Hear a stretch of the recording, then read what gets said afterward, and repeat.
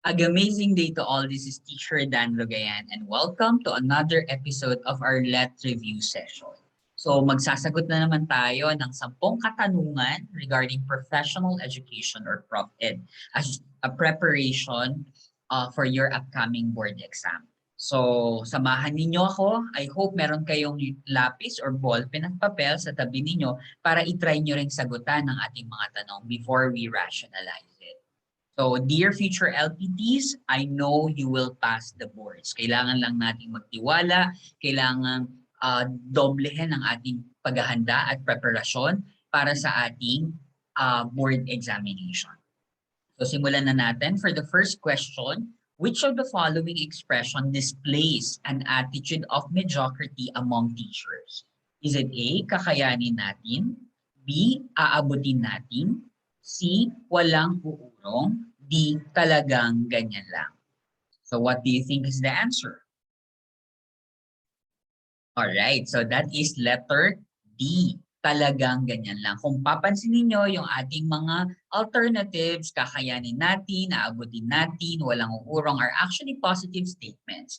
And only letter D, talagang ganyan lang, is quite negative. So when we settle in mediocrity, parang ayos na sa atin yung simple lang, yung ordinary lang. No? So we settle in mediocrity na parang ayaw na nating lumabas sa ating comfort zone. Parang we limit ourselves to think outside the box. So as teachers, kailangan hindi.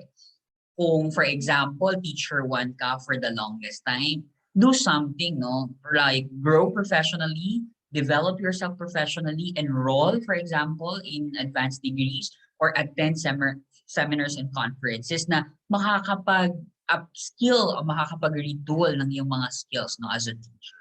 So here, talagang ganyan lang is the answer, no? Parang okay na tayo doon, no? Comfortable na tayo, no? So as shown in this figure, andito yung failure, nasa gitna yung mediocrity. If we want to really become successful in this field, no, going towards success, let's not settle mediocrity. We go beyond it, no? So ganun din, no, when we actually require our students, no, so to submit output, lagi natin din sinasabi, dapat gandahan ninyo, ayusin nyo, content-wise and even the aesthetics, no? So you don't settle in mediocrity. We target excellence, no, sa lahat ng ating gagawin. Teachers, din tayo. Ngayon, you're preparing for your board exam. Do it excellently, no? Your preparation, double time kung kinakailangan. Okay? Second question, which of the following is the basis for teachers' assessment? A, development stages of learners. B, learning outcomes. C, learning resources. D, learning content. Basis for teachers' assessment. What do you think is the answer?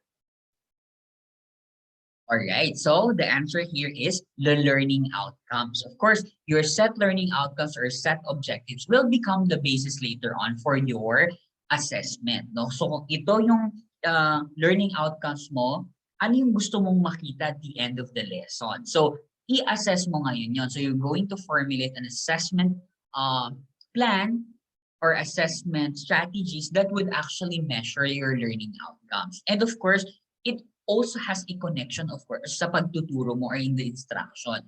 That will also be a measure kung maayos or naging effective yung pagtuturo natin through the product or through the results of our assessment. Pag majority of the class ay matataas ang score, ibig sabihin we can proceed to the next lesson. So alam na nila, no? So that will serve as our formative assessment so that we'll be able to continue or to go to a new lesson. So kaya nga kapag nagpapaquiz tayo, di ba, after the 1-hour class, no, we're doing formative assessment. So we're doing assessment for learning. Okay, tatandaan po yan.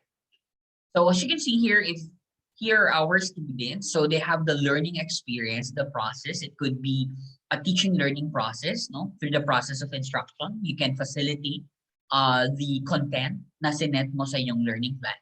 And of course, you're going to see the product. You're going to assess the product through the learning outcomes. Now that we are implementing the OBE, no, the outcomes-based education framework in the country. So we're after the product. So kapag sa board exam, nakita nyo din how do you call, no, the process of creating new knowledge, no? Since we're talking about products here, you're doing actually what we call research. So pag nakita creation of new knowledge, that is a process called research.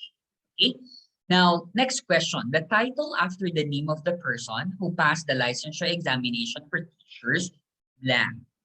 Okay? Is it registered teacher? B, registered professional teacher?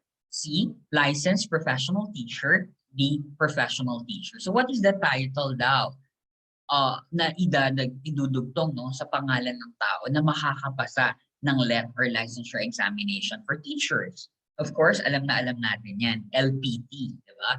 Licensed Professional Teacher. So this is considered as an addendum sa pangalan natin once we pass the board exam. At ito ay ilalagay lang natin after we take, no, or after we took the oath taking, no? So pag nakapag-oath tayo, that's the only time na pwede na nating ilagay ang LPT as an addendum or dugtong doon sa ating pangalan. Katulad ito ng mga RN, registered nurse, or CPA, certified public.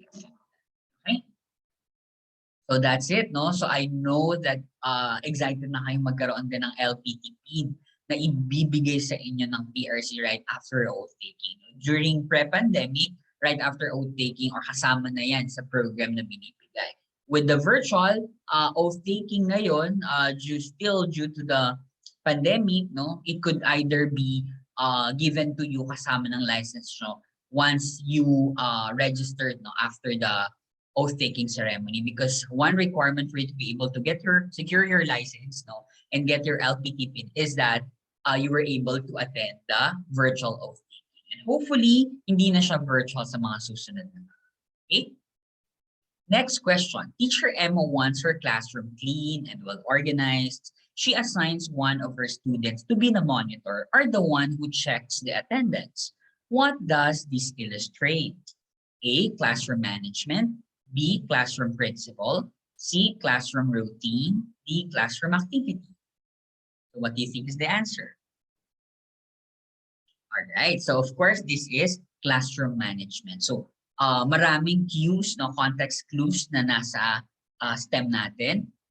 Keeping the classroom clean and well organized. There's somebody who monitors the class, who checks the attendance. So basically, we're looking for a general or an umbrella term, and that is classroom management, because these processes are under classroom management.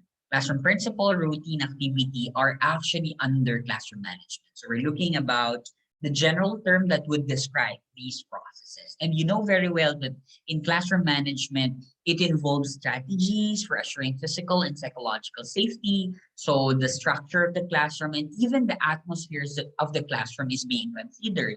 Ang classroom nyo ba ay safe and secure sa mga bata? No? Now we have virtual classroom. And we also do that. We manage our classroom to ensure that we have safe and sound and secure and gender fair classroom. No? We're facilitating a virtual classroom that is free from any prejudice and biases. Secondly, it involves techniques for changing student behaviors and teaching self-discipline. So in classroom management, we also take note, no, of the classroom misbehaviors, student misbehaviors, no, rather. And of course, we are teaching our students to have a sense of discipline. No? That's part also of behaviorism. No? Kaya kapag we ensure that our classroom is clean, well organized, no, the tendency or the chances are hindi ito bubuluhin ng mga bata. Because it can actually, in behaviorism, we're talking about modifying behavior. Diba? Methods of assuring an orderly progression of events, no, kasama yan sa classroom management. How do we transition from one activity to the other? And as teachers, we want to have a coherent, no, yung smooth transition, no, seamless transition, para we avoid classroom disruptions. Even, no, that is also applicable even in virtual classrooms. And lastly, instructional techniques that contribute to students' positive behavior. So we also have our strategies, our techniques as a teacher to sustain the engagement of the students, to steer their interest in the lesson, and even to engage them in the whole duration of our 1 hour or so learning session. Okay. Next question, what does AQRF means?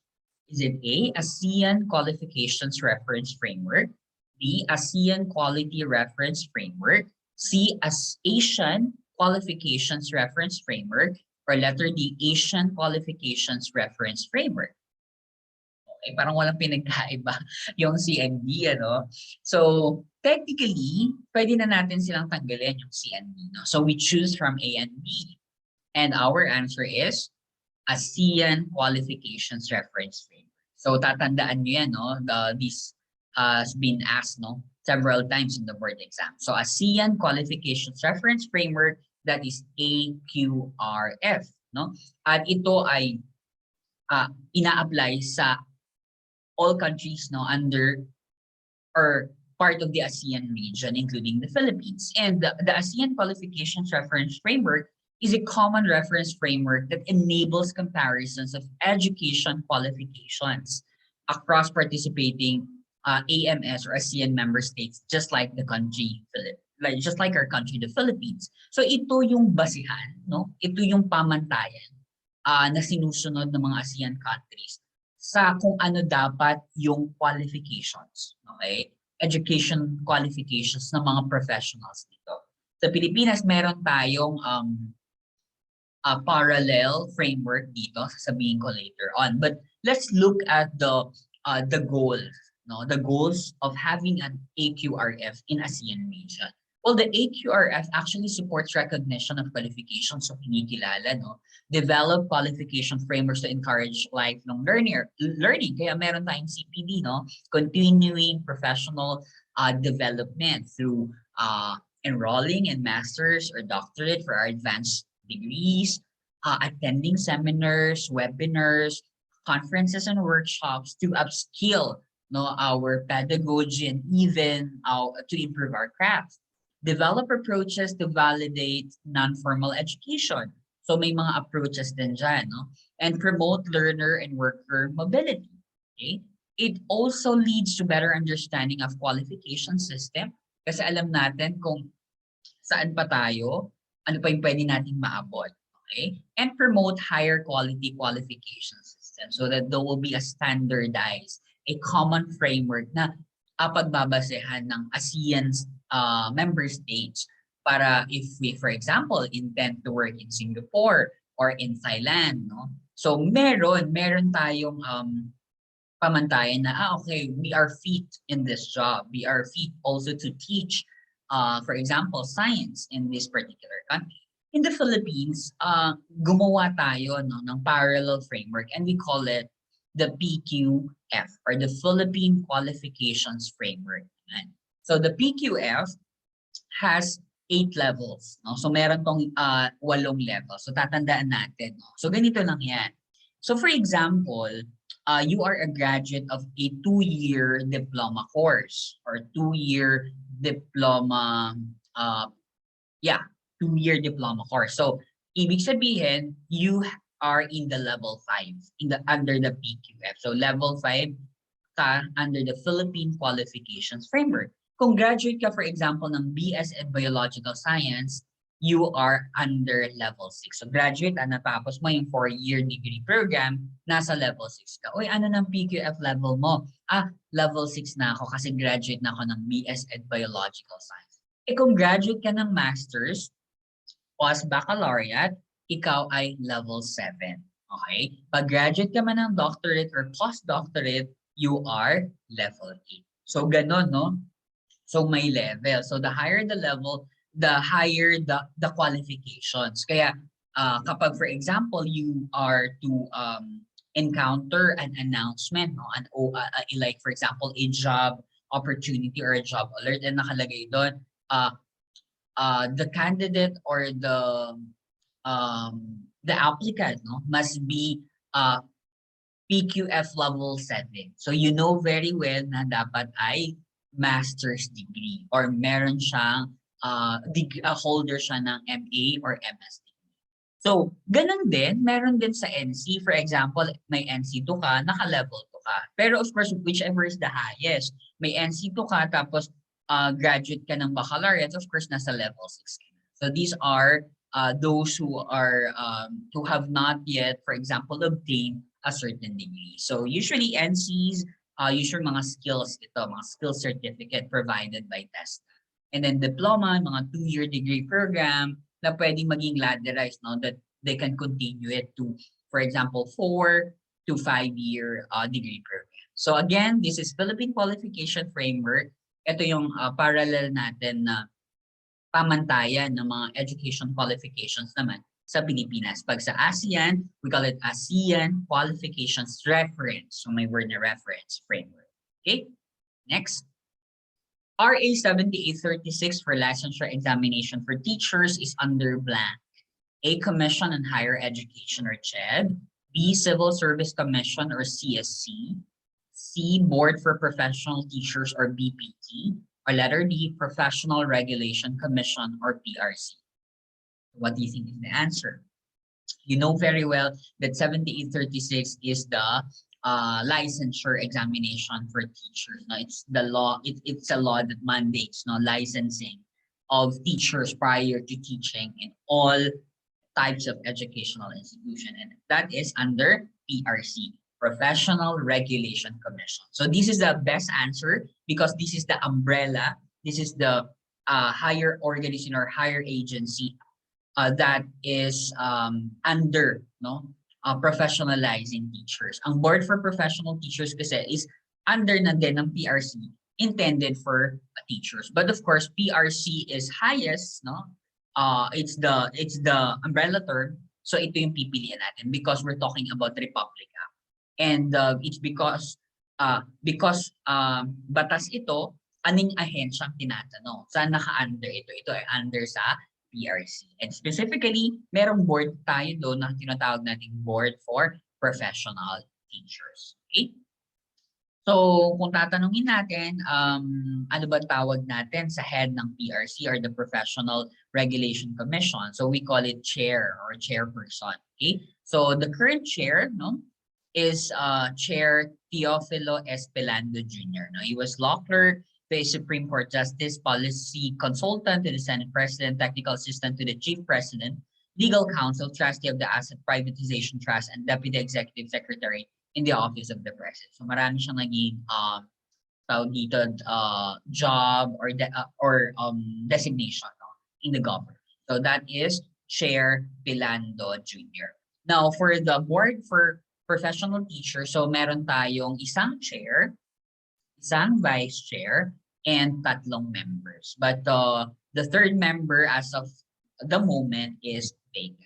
So, syempre, lagi, sa lahat ng mga LPTs na during the virtual oath-taking, usually, naririnig natin at nakikita natin ang chairperson, si Dr. Rosita L. Navarro. And of course, if there are chances, naririnig natin nag-i-speech si Vice Chair Dr. Paz I. Lucido, and of course, Dr. Paraluman R. Heron and Dr. Nora M. Bui. So, if you are reading Prof Ed books, I know familiar kayo sa mga pangalan nila because they authored a lot of Prof Ed books in the Philippines. Okay? Next question. A teacher is said to be a guide on the side, but not sage on the stage. This means that a teacher must be blank. A, facilitator of learning. B, dispenser of knowledge. C, coach. D, instructor. So what do you think is the answer? Guide on the side. And that is, of course, facilitator of learning. In Filipino, we call it tagapagpadaloy ng pagkatuto. Diba? If you are facilitating learning, nagpapadaloy ka ng pagkatuto, you are actually guiding the students on the side rather than being sage on the stage o yung dispenser ka lang ng knowledge, parang purveyor ka lang ng knowledge, parang passive ang dating nun sa mga bata. Remember the concept of prayerly, yung sa tawag dito, yung sa passive learning, yung you are just giving, the concept of giving too much content without, of course, interaction. So here, you can see in the figure, no, sage on the stage, ayan lang, nandiyan ka lang, purveyor ka lang, dispenser ka lang. Hindi mo alam kung nakikinig pa nga yung mga estudyante, no, kung may natututunan sila. Okay? Compared sa guide on the side, no, kung saan you roam around the classroom, you ask them to collaborate, to create products now that you're in outcomes-based education. So in this 21st century learning, in this era of digital technology and this education 5.0, we have to be very we have to be very active facilitator of learning, no? So sometimes inaano nga tayo bilang orchestrator of learning, diba? Subject matter expert, although subject matter expert would mean so too much teacher-centeredness, no? But of course, we have the content knowledge that we can actually share to our students as we process yung kanilang mga products and outputs sa kanilang naging collaborative activities. So, can we do this also in a virtual setup? Yes, of course, no? Kaya yung Zoom, diba, may mga breakout rooms, breakout sessions that they could actually discuss, even group chats where they can actually work together, even in a distance learning or a flexible learning modality, right? So next question, when do we need to evaluate curriculum? Okay, A, when someone suggests, B, every quarter, C, whenever necessary, D, every academic year. What do you think is the answer? It talks about when, no, is the right time for evaluating our curriculum. Okay, and that is whenever necessary. So kapag you feel the need na kailangang evaluate yung curriculum because hinihingi ng panahon, kailangan natin gawin yon. Kaya nga, di ba, remember during the first 3 months, no, of the Luzon-wide enhanced community quarantine na naging countrywide community quarantine due to the COVID-19 pandemic in March 2020, the DepEd, Department of Education, has reformulated, no, or has crafted the most essential learning competencies, or the MELCs. No, bahagi ito ng pag-evaluate ng curriculum na, we have to migrate, no, our current our traditional or conventional curriculum to an online mode, no, to online curriculum or to a modular curriculum, modular-based curriculum.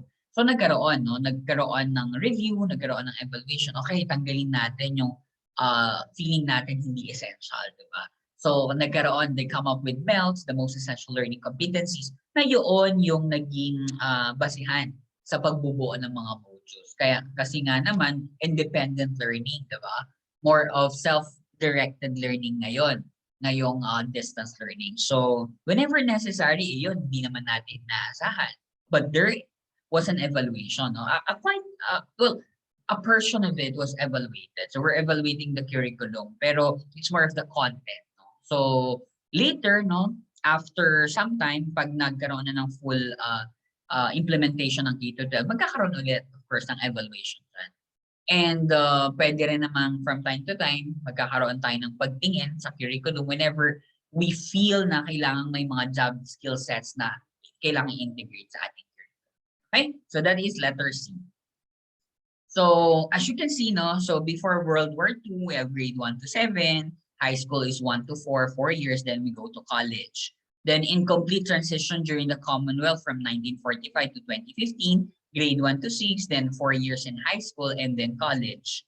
But after the full K-12 implementation, due to RA 10533, diba, the K-12 law, we have now the kindergarten, which is compulsory and mandatory. Remember that, compulsory and mandatory in kindergarten, minimum age 5 years old. Then, of course, we have 6 years in elementary, 4 years in junior high school, grade 7 to 10, additional 2 years in high school under senior high school curriculum, grade 11 and 12, which of course contains courses formulated in the principle of college readiness before they enter college. But of course, you know very well na hindi lahat ng graduates ng senior high school would go to college. This is just one pathway. No? meron pang other pathways like ano ulit yung mga other pathways natin sa senior high school. Of course, college is your higher education. Pwede silang magtrabaho, employment. Pwede silang magnegosyo, entrepreneurship.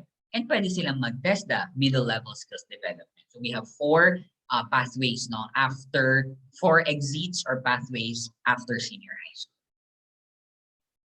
Okay, another question. Mr. Alvarez, a grade 4 teacher, told his students to read biography, encyclopedia, and other books during vacant time. So what does it illustrate?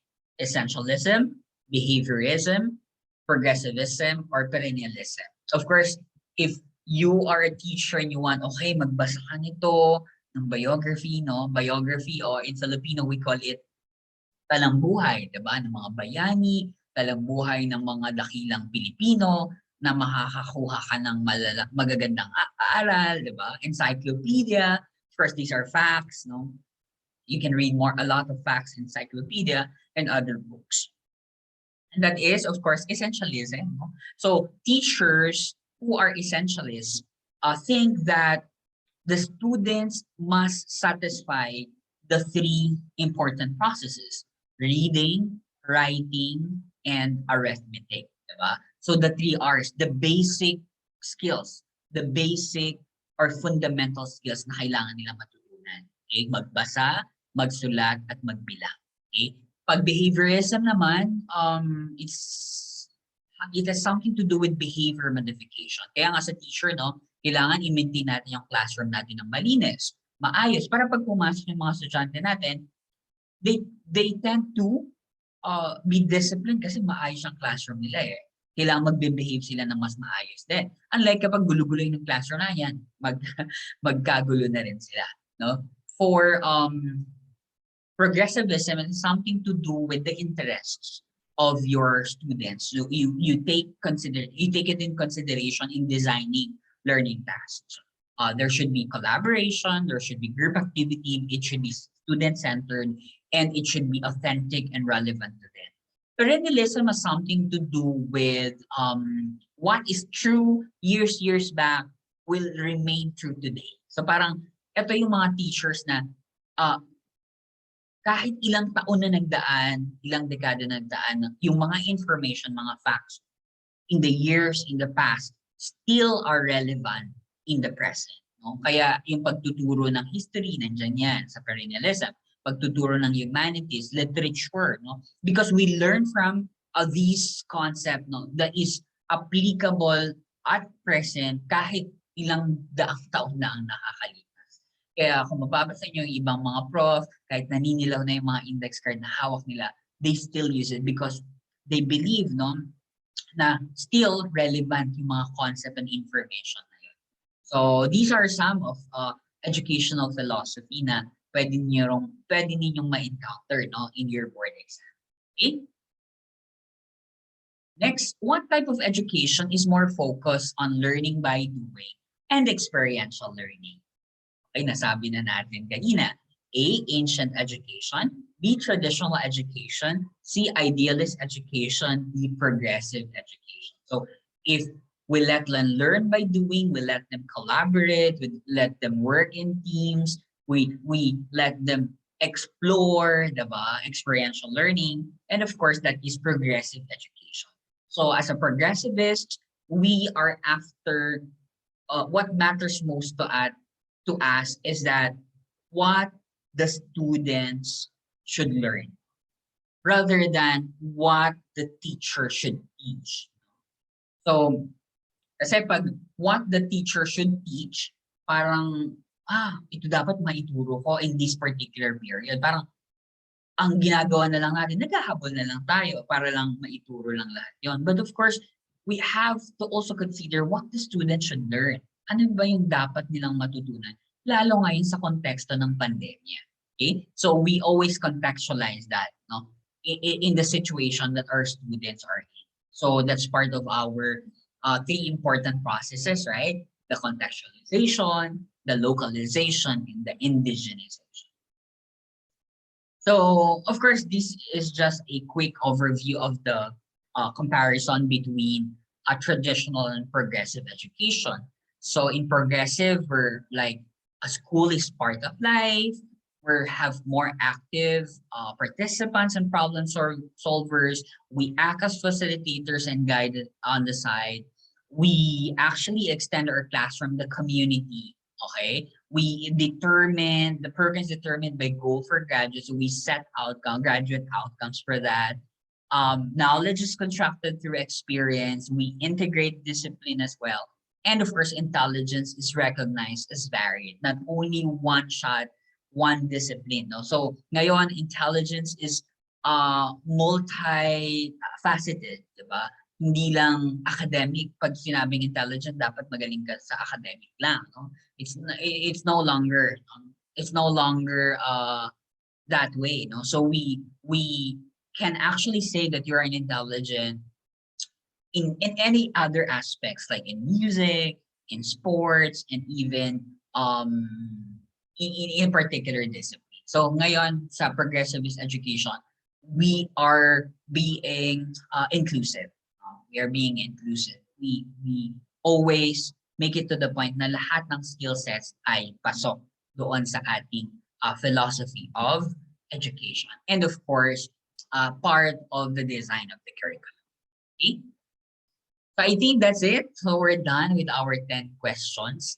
So samahan nyo ako ulit sa ating susunod na review session. So I'll be committing myself to upload as much as possible, no? Although we're busy, no, in our work, no? As a teacher, we'll try to help you, future LPTs for you to be able, no, to prepare well in your upcoming board exam. And gaya nga na nakikita nyo dito sa ating screen, a journey of 1,000 miles begins with a single step. Kapag kayo ay nagsimula, kapag kayo ay humakbang na, tuloy-tuloyin nyo na yan, no? Walang hihinto sa paghakbang.